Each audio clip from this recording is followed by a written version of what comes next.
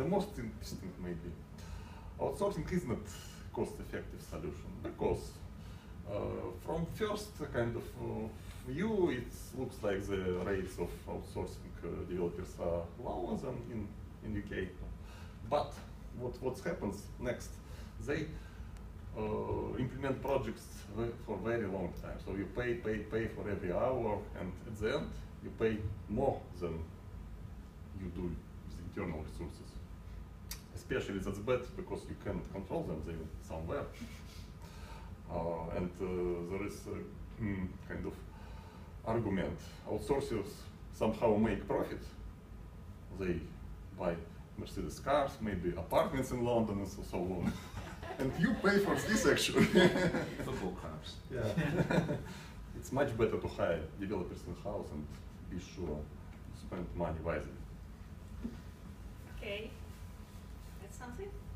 Yes, sure. You mentioned that there are some prices known initially, but probably there are some hidden costs of outsourcing that we don't know when we start relationship. Exactly. For instance? For instance, maybe some cost for hiring new developers or any kind of hidden cost I don't know in advance. Well, you may find that you spend more time yourself organising and managing this than you first envisaged. Yeah, yeah. You know, so more of the time of your business goes into this than you first thought, because you thought this was a great solution and you just chuck it over the fence and forget it. Okay. Of course, as any other company, outsourcing company makes profit. Otherwise, what is the reason to have such company and to have that business? But let's, for instance, take one developer from UK and one developer from outsourcing countries. That's Russia. And first of all, salaries. Of course, there are different salaries. In Russia, they are much less compared to UK developers. And also, for your in-house developer, you will have taxes above their salary. Also, you will need to buy table, computers, and all that stuff. Also, when you, for instance, decided to increase your team, you will need to find a place where you can put these guys, and so you will probably you will need to find another office, and your rent will be also increase. And if you just calculate everything and take the rate for one developer in an outsourcing company, you will see that that will be cost effective for you.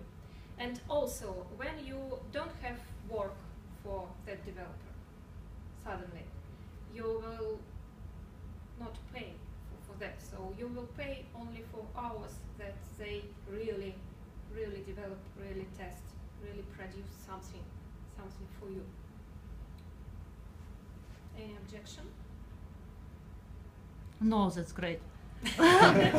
It sounds okay in the way that you put it like that, but in reality it's not quite like that, generally speaking, because outsourced businesses like to know that they can fill their capacity, so it's not quite so easy to turn on and off developers, particularly if you've created a development team with your outsourcer, and those who've got the particular skills in your coding and in your product. So it's not quite pay as you go, because you still have to make some sort of commitment, otherwise there isn't a good commercial basis for your outsourcer to work with you. But in principle, what you're saying is right. Practically, from our experience, I would say also that the company actually, the client doesn't want to lose that particular developers, because they already have knowledge about the product. Yes. And of course, I agree with you that you will need to find something they will do for you, but you find and they will do. So you will not pay for something that they turn to. Sure, sure. I think one of the things that does work quite well in this area is when you're dealing more with agile development, because you're dealing with sprints, you're dealing in short measurable Yeah. chunks with goals. It is a lot easier to control that process. In the days when organisations would say, you're an IT company, go and build me an entire platform, and the goals keep changing and all the scope creep comes in and all that kind of, that really does start getting expensive, and that gets, you end up with nothing really for a long time, and then at the end of it, it's out of date. But when you combine this kind of model with agile, I must admit, we find it quite easy to spin up a team at Arcadia, and obviously there's a degree of working together in terms of forecasting that, but it is quite a good, it's had a good positive impact on our business in that kind of concept. Go on. Go on. Okay, outsourcing is not for everyone. If you have millions, pounds, dollars, so it works. If you Fortune 500, yeah, this is for you. But if you medium size or even small, it couldn't work. I have to have some people who control this outsourcing team, and outsourcers, they do not want my small project, they want projects where they run hundreds of people for years. Yeah? It's something. No, but fully support this. Okay. But as you can be a company of different size, and there are a lot of outsourcing company also different size, and you can find the proper company only for you. For instance, you can see that our company is in the middle. So